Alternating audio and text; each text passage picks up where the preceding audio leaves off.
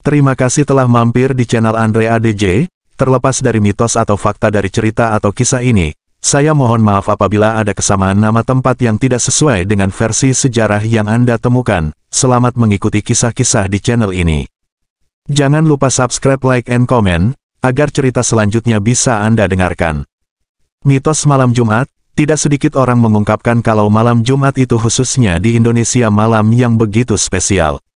Entah karena apa tapi malam Jumat menjadi hal yang berbeda.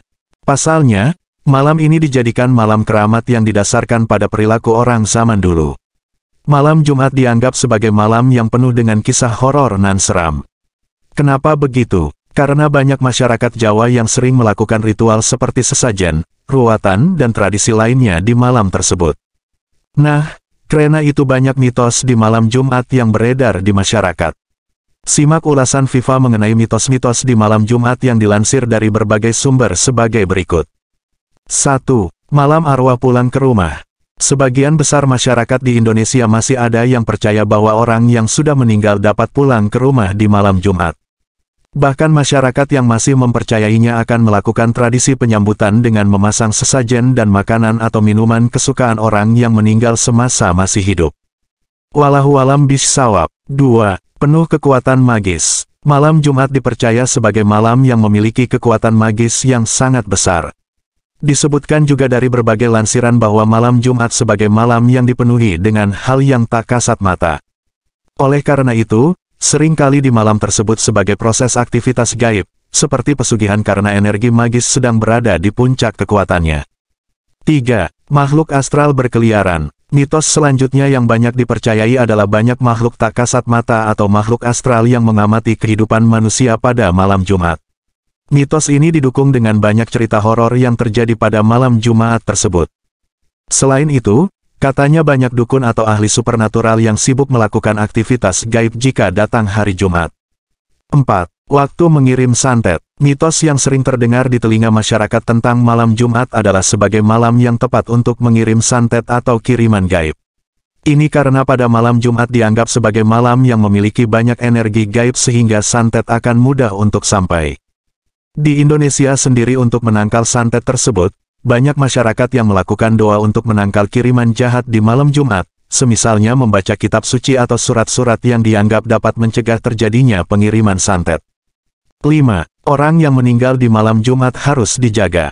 Banyak orang yang tidak dapat dipercaya, khususnya masyarakat di Jawa bahwa orang yang meninggal pada malam Jumat kuburannya harus dijaga selama 40 hari.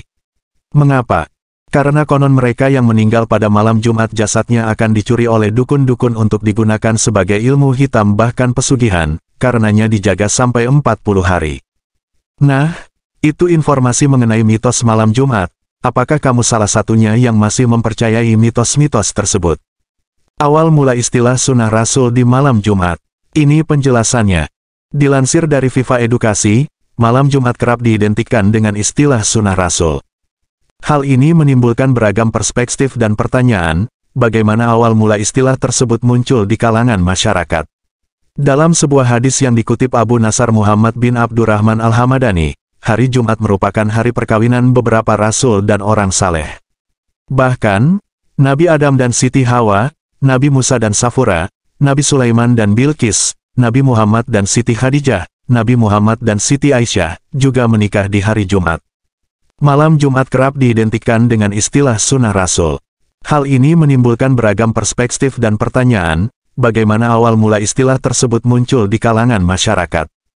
Dalam sebuah hadis yang dikutip Abu Nasar Muhammad bin Abdurrahman Al-Hamadani, hari Jumat merupakan hari perkawinan beberapa rasul dan orang saleh. Bahkan, Nabi Adam dan Siti Hawa, Nabi Musa dan Safura, Nabi Sulaiman dan Bilqis, Nabi Muhammad dan Siti Khadijah, Nabi Muhammad dan Siti Aisyah, juga menikah di hari Jumat. Baca juga, kenali 5 tanda pasangan selingkuh dari ponsel pribadinya. Ulama Nu haramkan suami istri video call seks sambil masturbasi. Ilustrasi pernikahan foto. Firstory mengutip penjelasan Nahdlatul Ulama dalam laman situs resminya, Nu Online. Imam Baihaqi juga meriwayatkan hadis Rasulullah SAW yang menyatakan keutamaan hubungan intim pada hari Jumat. Apakah kalian tidak bisa berhubungan badan dengan istri kalian pada setiap hari Jumat? Hubungan badan dengan istri di hari Jumat mengandung dua pahala, pahala mandinya sendiri dan pahala mandi istrinya. Hari Baihaqi. Hadis tersebut memunculkan istilah sunnah Rasul di malam Jumat. Namun, ulama menilai hadis di atas memiliki nilai yang lemah sehingga tidak dapat menjadi dasar hukum. Ilustrasi pernikahan sumber, Piksabe Sare, terkait hubungan suami istri pada malam Jumat sebagai bentuk sunnah Rasul juga ditolak sebagian ulama, salah satunya oleh Syekh Wahbah As-Suhaili. Di dalam sunnah tidak ada anjuran berhubungan seksual suami istri di malam-malam tertentu, antara lain malam Senin atau malam Jumat. Tapi, ada segelintir ulama menyatakan anjuran hubungan seksual di malam Jumat, terang Syekh Wahbah As-Suhaili dalam kitab Al-Fiqhul Islami wa Adilatuh.